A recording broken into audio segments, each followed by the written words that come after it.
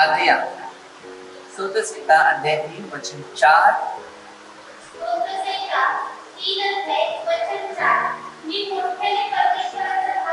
मी मोठ्याने परमेश्वराचा धावा करतो.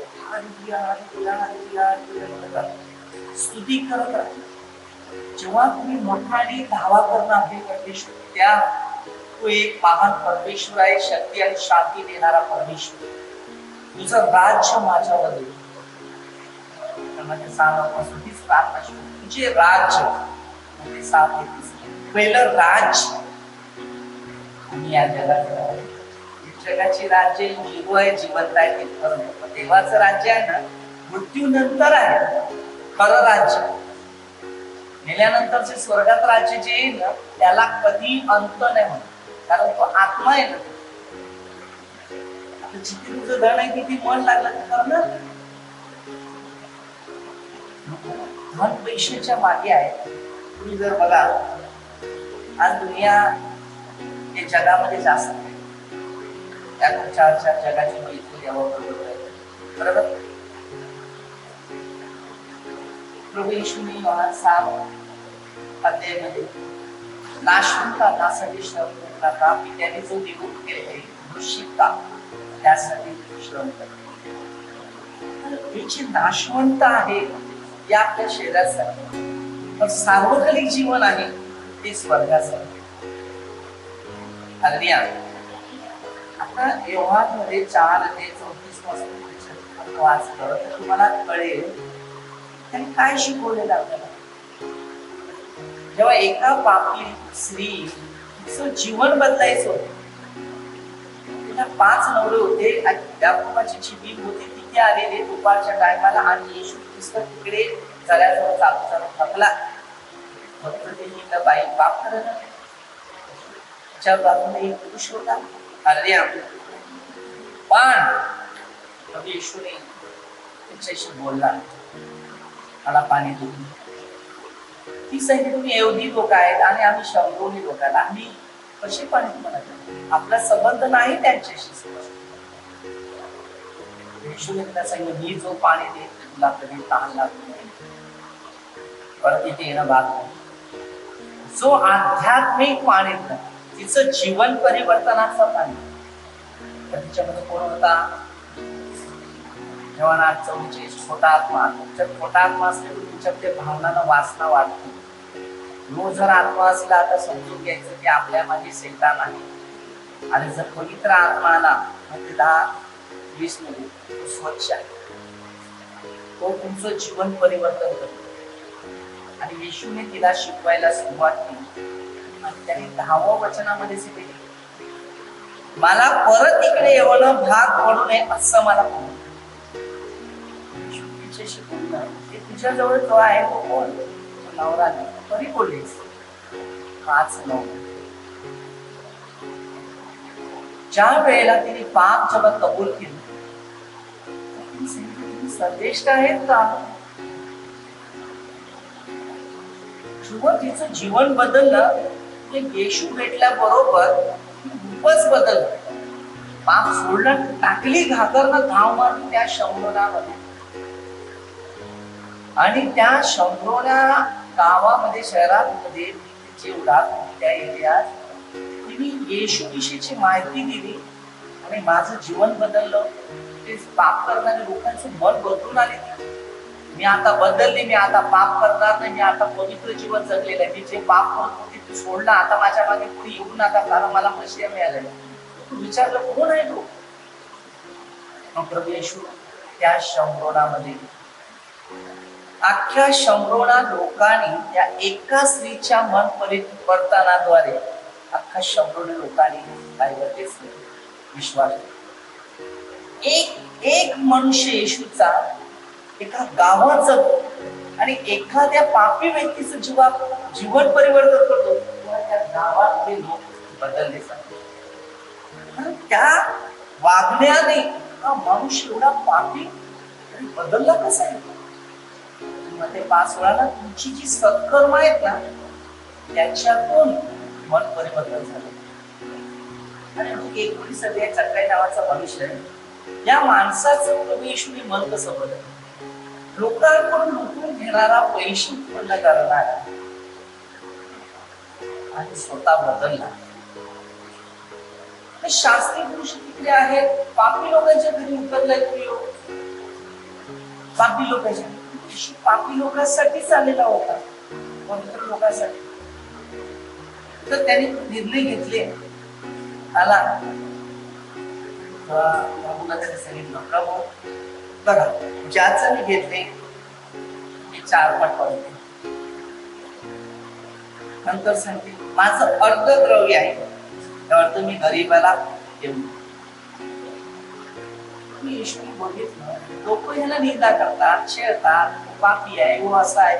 त्याला फक्त वेश्यच करत होते, त्याचं जीवन बदलण्याचा प्रयत्न करू शकतो. आपण ही दुनियामध्ये अशीच लोक आहेत. कोणी काय केलं ना, त्याची निंदा अख्ख्या ठिकाणी पसारा करते. अरे तुमचं एका व्यक्तीचं जीवनामध्ये पाप घडलं ना, तुम्ही अख्ख्या गावाला जर पळवत असेल तर तुम्हाला मार्क न द्यायचे. शेवटला परमेश्वर ज्या दिवशी न्याय करेल त्या दिवशी तुम्हाला न्यायाचं परिणाम तुम्हाला कोण समुद्रात टाकेल. आता सगळं देवाने त्याचे न्याय सुरू केल्या. आता ह्या जगात कोण कोणाची बदनामी निंदा करण्याच्या मागे लागला. आता तुम्ही हिसाब सोडून द्या. तो आता तो प्रभू आला, तयारीत आहे. आता तुम्ही स्वतःच्या जीवाला तो भीती राहा. आता घाबरे वापरू, कारण आता भित्रीपणाचा आत्मा तुम्हाला व्हायला पाहिजे. कारण जो येशूचा स्वीकार करणार नाही तो आता कोणाची गय करणार. तुमची कोणी निंदा केली, तुम्हाला कोणी छळलं, तुमचा द्वेष केला, वांधा नाही, शांत राहा, बोलू नका. देवा काय करणार आहे ना, तुम्ही स्वतः डोळ्याने बघा.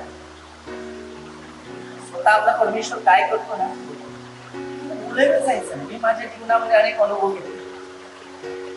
तेव्हा मी नेहमी लोकांना सांगतो, 8 दिवस फक्त आपण वाट बघायची किंवा 10 दिवस.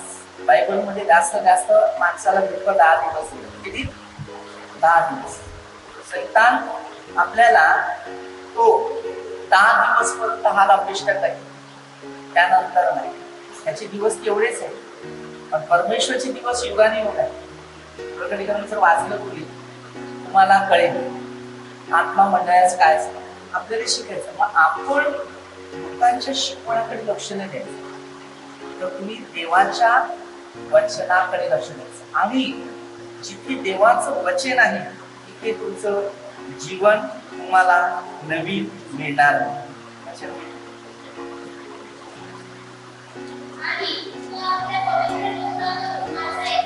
तो आपले पवित्र डोंगरावरून तो माझे ऐकतो.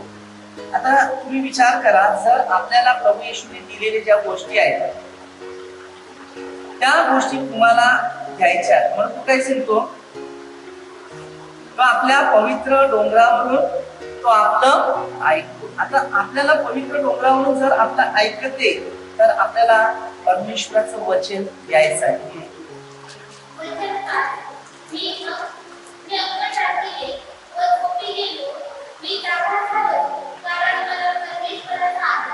त्या सांगते, मी झोपी गेलो, जागा झालो, तेव्हा मला परमेश्वराचा आदर झाला. आता तुम्ही जर वचन घेतलं तर तुम्हाला कळेल की परमेश्वर आपला आला खाली आहे. आता तुम्ही जर विचार करा, देवाने आपल्यासाठी परमेश्वराने काय गोष्टी दिल्या. तसं 23 अध्यायामध्ये आपण वाचतो 1 पासून 6 पर्यंत आपल्याला कळते की परमेश्वर आपल्याला काय सांगतो. दावीद सांगतो,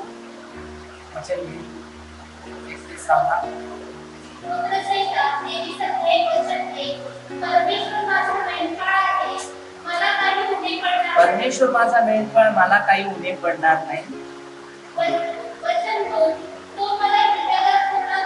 तो मला हिरव्यागार डोंगरात बसवितो, तो मला संत पाण्यावर नेतो, तो माझा जीव ताजा तवाना करेल, तो आपल्या नावासाठी नीतिमार्गाने चालवतो.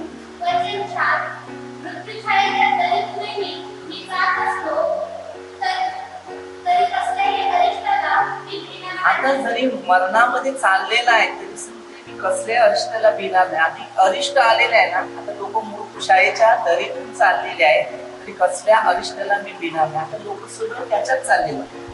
पण परमेश्वर आपल्या बरोबर आहे. तुम्हाला भीती करायची गरज नाही, कारण तुम्ही परमेश्वरा बरोबर आहे तर परमेश्वर तुम्हाला परमेश्वराच्या राज्यात आहे. आपलं पाप करून करून आपल्याला क्लिअर करायचं. जेव्हा आम्ही क्लिअर केला तर आम्ही पवित्र आत्म्याच्या द्वारे बनले जाणार. कारण तू माझ्या बरोबर आहेस. तू माझ्या बरोबर आहेस. जी आखरी जी काठी मला धीर देतात.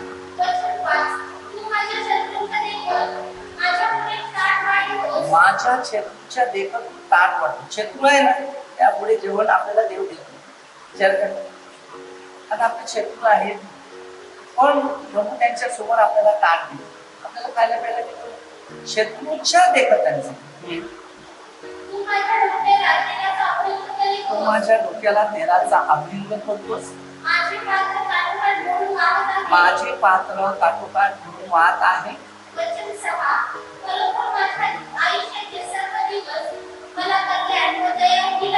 अशी ते माझ्या आयुष्याचे सर्व दिवस कल्याण आणि दयाही लागते. विचार कर, आयुष्याचे सर्व दिवस कल्याण आणि दया. आपल्याला परमेश्वराच्या द्वारे आपलं कल्याण होणार आहे आणि दया पण. मी परमेश्वराच्या घरात जेवण करतो. आता आपण परमेश्वराच्या घरात आहे. दाविदाने असं सांगितलं, मग आपल्याला परमेश्वराच्या घरात राहता आलं पाहिजे. 133 अध्याय तो आणि 134 अध्याय छोटे साहेब जे तुम्ही वाचा दोन्ही, हे आपल्याला परमेश्वराच्या घरात राहण्यासाठी काय सपोर्ट करतात.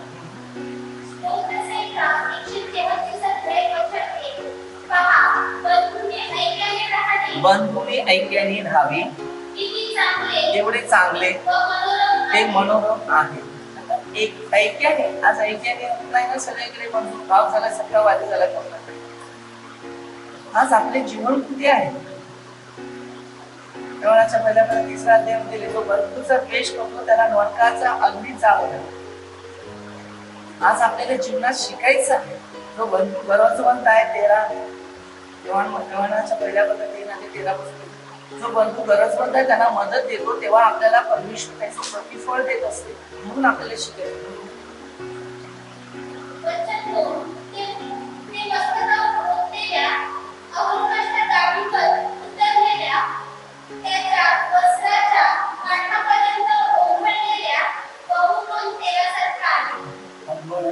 मोहम्मद तेलासारखे. आता तुम्ही विचार करा देवाने कशा प्रकारे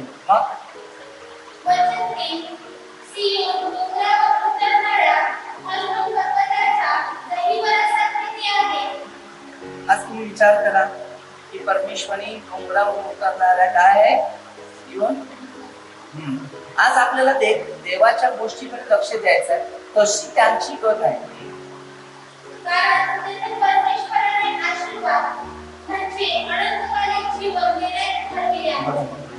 परमेश्वराने आपण सगळे एकत्र राहिलं, कोणाशी नफरत नाही केलं तर परमेश्वर काय सांगते, अनंत काळपर्यंत जिवंत देण्याचे त्याने ठरवले. जर तुम्ही एकत्र राहणार, प्रीतीत राहणार, भांडण नाही, कोणाचा द्वेष नाही. अरे बोटं आपली सारखी नाही, टोकडी मोठी लांबी आहे का नाही, पण ती कामाला सगळे एकत्रच येतात की नाही. काय काम करायचं असेल तर प्रत्येकाला कामं दिलेले, त्याच कामामध्ये आपल्याला लक्ष द्यायला गेला. लिहा काय लिहायचं असेल 2 बोटं घेऊन 3रा बोटाचा हात करून करायला लागेल. लिहा प्रत्येक कामाला उभी घ्यायला. घास बनवायचं असेल तर 2 बोटं 3 बोटं तर खाता नाही ना.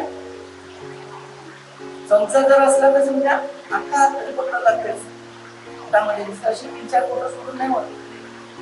ते घ्यायला लागते. लिहा परमेश्वराने आपल्याला समाजात एक राहायला आपल्याला जास्त मिळालं म्हणून आपण विचार करा माझ्याकडे जास्त आहे म्हणून दुसऱ्याकडे काय नाही म्हणून त्याला तसंच ठेवायचं नाही. त्याला पण त्याच्यासारखं बनवण्याचा प्रयत्न करायचा की देव त्याच्या बरोबर.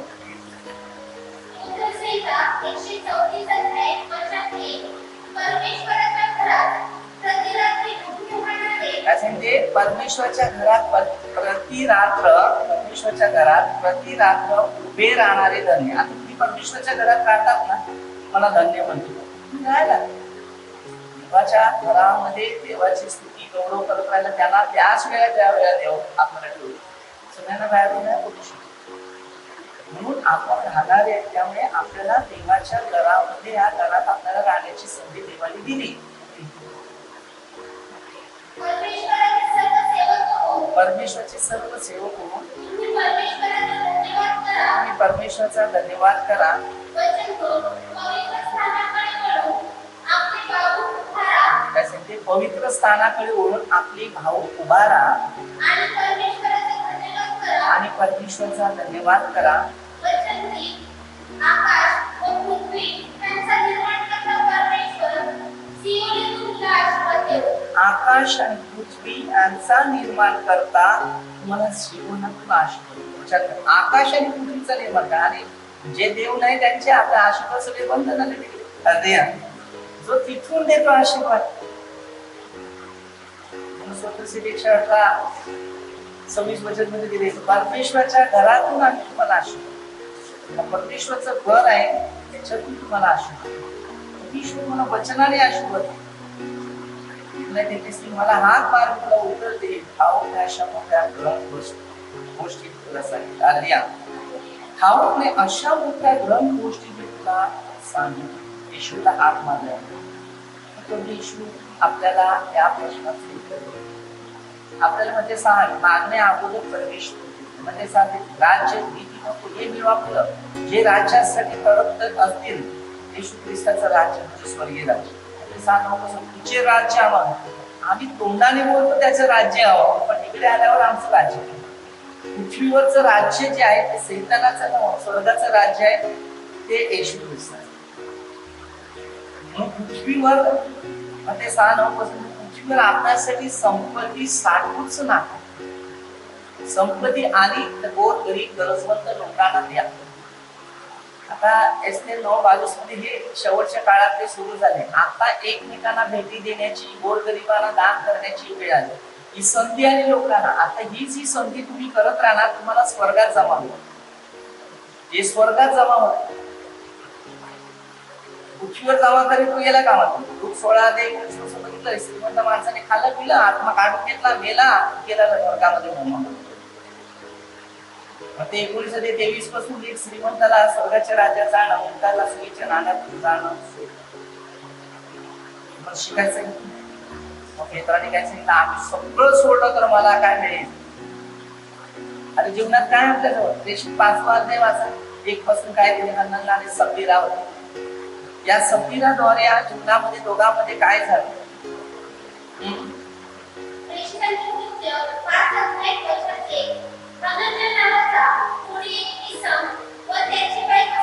काय सांगते? हनन्या नावाचा कोणी एक इसम आणि त्याची बायको सफीरा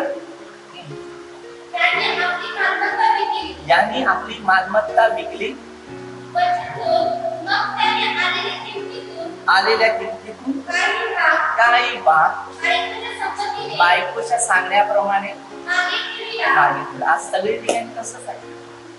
बायकोला पहिला मोह असतो. बाया जास्त मोहित असतात, दागिने बनवायच्या, काय काय घ्यायचं. पहिली आशा तुम्हाला देईल, कधी पण बघायचं. पण तिच्या इच्छेनुसार नवरा आपण सांगतो देवाला एवढं कशाला देणं, ठेवलं थोडं, देवाचा इच्छा नाही. बायकोचा नवरा आहे पण देवाचा नवरा पती परमेश्वर आहे. हल्ली ना पती कोण आहे? मग पतीने परमेश्वर असून सैतानाचा गोष्ट आहे. पहिला परमेश्वर आदाम आणि परमेश्वराने आदामाला देवासारखं बनवलेलं होतं.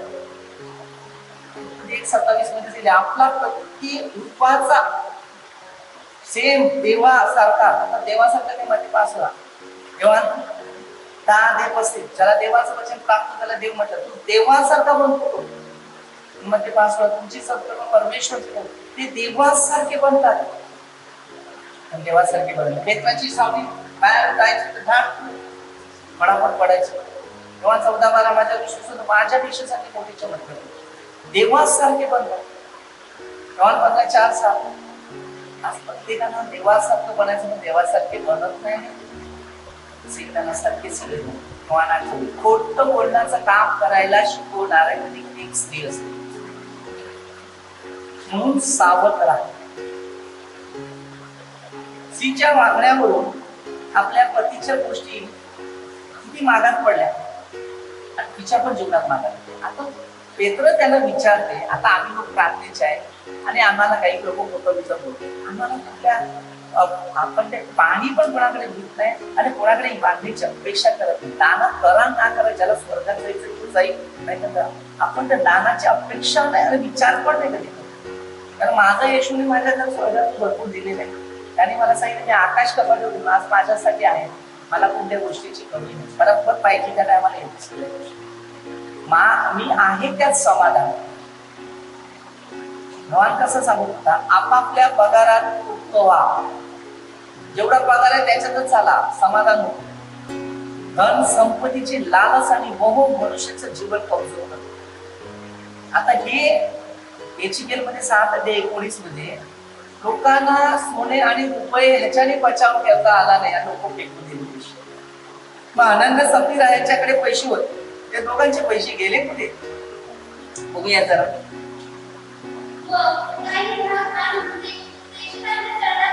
काही त्याच्यातला भाग होता ते थोडे नेऊन प्रेषितांना द्यायचे. प्रेषितांना समजते आता तुमच्यामध्ये केवढे कमाई झाली. काही लोक कसे दान पैसे कमवतात, आणतात थोडेसे देतात हातामध्ये. दान घेतानाच आम्हाला कळते हे दान तुमचं गावा हिस्साचा नाही. मी सांगितलं हे चुकून कधी माझ्या हातात गेलं त्या दानाला, म्हणून कधी दान कोणाचं घ्यायला बघत नाही. एक दिवस एक रुपये आधी ना माझ्याकडे दान नाही, मला नको त्या पेटी टाकण्याला दिले नाही माझ्याकडे. एक दिवस एक मुलगा आलेला तसंच, त्याने पण तसंच केलं. त्याला राग आला, हृदयाने माझं दान स्वीकारलं. प्रार्थना करू नाही, मला मोह आला पैशाच्या मोह. त्यांना समजवलं, त्याला दान पण झालं, शेवटी दान पण ही परिस्थिती अशी आहे. आमचं काम पैशाकडे नाही, आमचं काम लोकांचं जीवन परिवर्तन करतं. पेत्र म्हणाला, अनन्या पवित्र आत्मेशी लबाडी करावी, जमिनीच्या किमतीतून काही ठेवून द्यावी. सैतानाने बघा कोण बोलला, आता बायकोवरून सैतान बोलला की नाही. तेव्हा 8:44 पेत्राला समजलं ना याच्यात बायकोच्या सांगण्याप्रमाणे तू असं का वागला. आपण दान धर्म करताना देव का नका देव असं करतात, ते देव टाकले ते देवच नका. बायकोला असं शिकवते.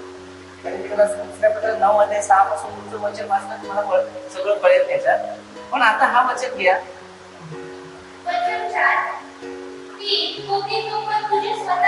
काय सांगते, ती होती तत्परंतु स्वतःची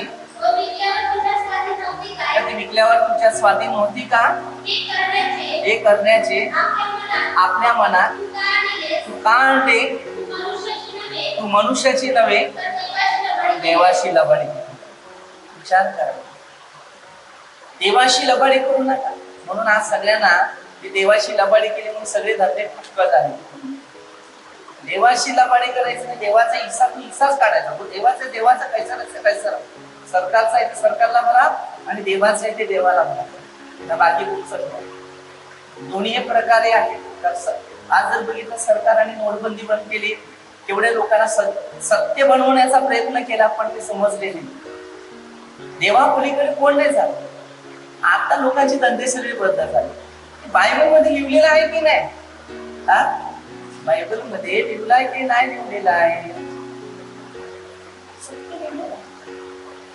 देशामध्ये आपण बघतो 24:1-6 एक दिन देण्याचा जो व्यवहार आहे तो कमी पडला. हरिया सगळी परिस्थिती बायबल मध्ये लिहिली नाही, की आपल्याला सांगायची गरज नाही. आमोसमध्ये 8:8 तुम्हाला निर्णयामध्ये आपण वाचलं तर आपल्याला समजेल की काय परमेश्वराने केलेलं आहे. 6:33 पासून काय लिहिलेलं आहे आपल्याला, प्रेत कशी पडली. आज लोकांचे रुपये रस्त्यावर फेकण्यात आले. 6:21 आपल्याला बायबल भरपूर सांगते, पण आपल्याला त्याच्याकडे लक्ष न द्यायचं. आणि देवाशी विश्वासघात करणार. आता लोक पैसा लपवण्याचे खूप प्रयत्न केले, लोक 12 उघडकीस येणार असं काही झालं. पैशालाच नाही, पैसा सरकारचं सरकार. गरीब आणि गरजवंत लोकांना वेळ.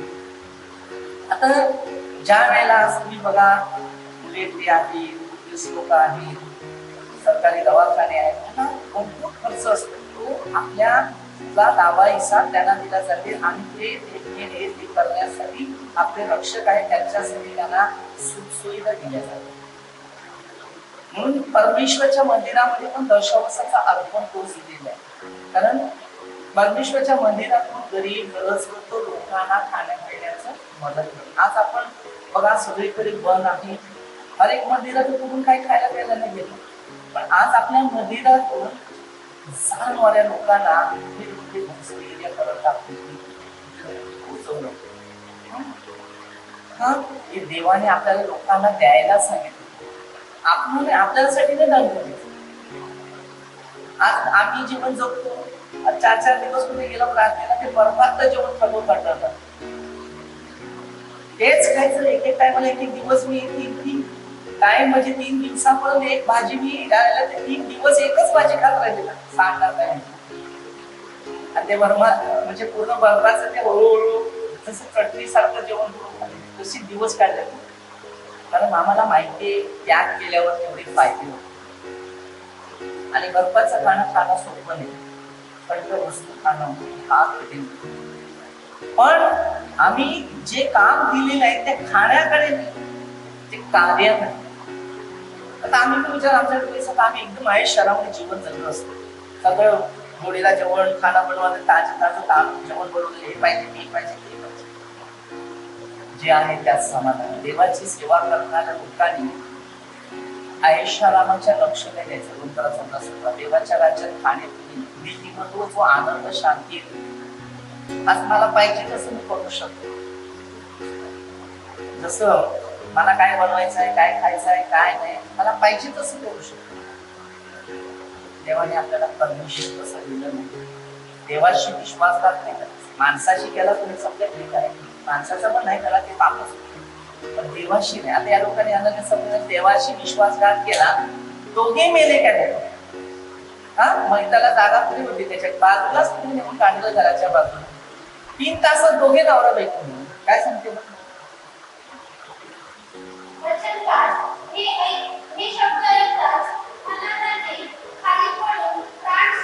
ऐकतानाच अनन्याने प्राण सोडला. सर्व ऐकले, ते लोकांना भीती वाटली. ताबडतोब मेला कसा? अरे आत्मा देणारा त्यांना अधिकार आहे, येशू त्याच्या आतमध्ये होता. मग ते 26 अध्यायामध्ये 14 पासून तुम्ही वाचतो, मग ते 26 अध्याय 14 पासून की त्यावेळेला जुदासने 30 नाण्याला पकडलं, त्याला येशूला धरून विकलं. तेव्हा येशूने ती भाकर मोडत असताना शिष्याला देत म्हटलं, हे माझं शरीर आहे, तुमच्यासाठी अर्पितच आहे. म्हणजे ती भाकर नव्हती, येशूचा आत्मा दिलेला होता आणि शरीर दिलं होतं. म्हणून त्यांनी प्रेषित 3 अध्यायामध्ये त्याने काय सांगितलं, एक भिकारी माणूस होता, त्याला सांगितलं, माझ्याकडे सोने रुपये काय नाही, जे आहे ते देतो येशूच्या नावाने चालत. त्याच्याकडे येशू होता, त्यांनी येशूला घेतलेलं होतं. म्हणून त्याने घेतलं, पवित्र आत्मेशी तुला बाडी करतो का? प्रेषित 2 अध्यायामध्ये बघतात पवित्र आत्मा कसा उतरला. प्रेषित 1:8 मध्ये दिलेलं पवित्र आत्म्याचं सामर्थ्य तुम्हाला प्राप्त होईल. असे आपल्याला शिकायचं आहे आणि आपण त्याच्यावर विश्वास ठेवून चालायचा. तरुणाने उठून त्याला गुंडाळले, बाहेर नेऊन सोडले. असे झाले की 3 तासाने बायको आली, आत आली.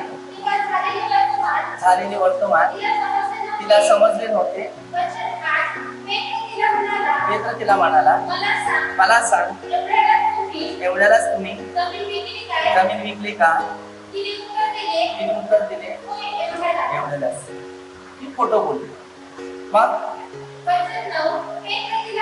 पेत्र तिला म्हणाला, प्रभूच्या आत्म्याची तुम्ही परीक्षा पाहण्यास का केले? पहा, ज्याने तुझ्या नवऱ्याला पुरले त्याचे पाय दाराशी आहेत, तुलाही उचलून बाहेर नेतील.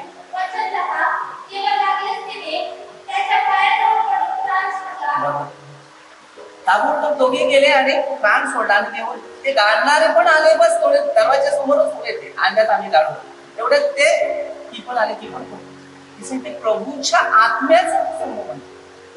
देवाचा आत्मा, आता आमच्याकडे देवाचा आत्मा आहे, तुम्ही चेष्टा करतात, मला कळत नाही देवाच्या आत्म्याशी आम्ही दबाडी केल्यावर काय परिणाम होते. आणि सर्वांनी आत्महत्येला मेलेले पाहिले व बाहेर नेऊन तिला तिच्या नवऱ्याजवळ ठेवले. तिला बाहेर नेला, तिच्या नवरा पुरलेला. आता स्वतःचा नवरा मेलाय, तिला कळवलं नाही की तुझा नवरा मेला, जा. परिस्थिती कशी आली बघा. ती आली तिकडे, नवरा काय मग काय करतो असेल ती पण खूपच बोलायला. लोकांचे पैसे तिकडेच राहिले गेले, पैशावर म्हणून देवाच्या वचनावर विश्वास करा. दोघांना नवरा मेला, बायकोला नाही कळवत, म्हणजे कमाल नाही. माणसाला केवढी किंमत दिलेली आहे तिथे बघा. आज आम्ही माणसाच्या शरीराला किंमत आहे, पण येशू ख्रिस्ताला किंमत. म्हणून म्हणते 10-15 माणसाच्या बाबतीत सावध. हालेलुया. हालेलुया.